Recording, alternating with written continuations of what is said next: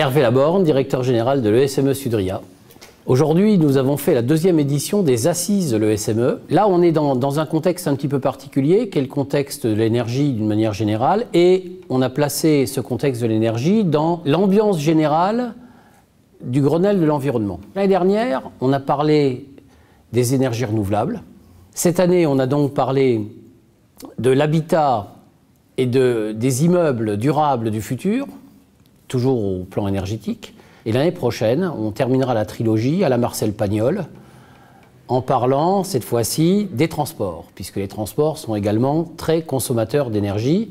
L'ensemble permettra de dégager quelques grands thèmes pour l'avenir, peut-être le développement de l'école, autour de ce qu'il faudrait faire pour améliorer l'efficacité énergétique dans tous les domaines, et peut-être même développer des nouvelles voies d'expertise, des nouveaux débouchés pour nos ingénieurs, qui sont évidemment les ingénieurs du futur, les ingénieurs de l'innovation, des sciences de l'énergie, comme c'est écrit juste derrière moi.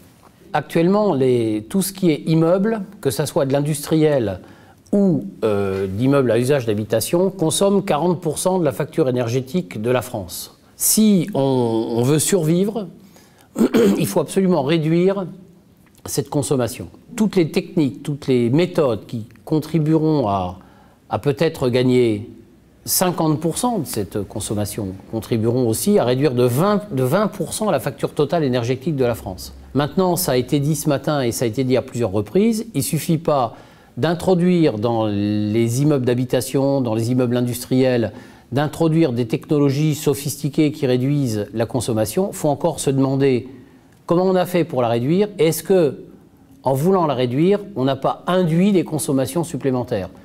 C'est ce qu'on appelle l'étude des cycles de vie de produits, où il faut tenir compte depuis la conception de tout ce qui intervient dans un produit jusqu'à l'utilisation du produit. Il faut tenir compte de tout ce qui a contribué à dégager des gaz à effet de serre, à produire du CO2 et à consommer de l'énergie.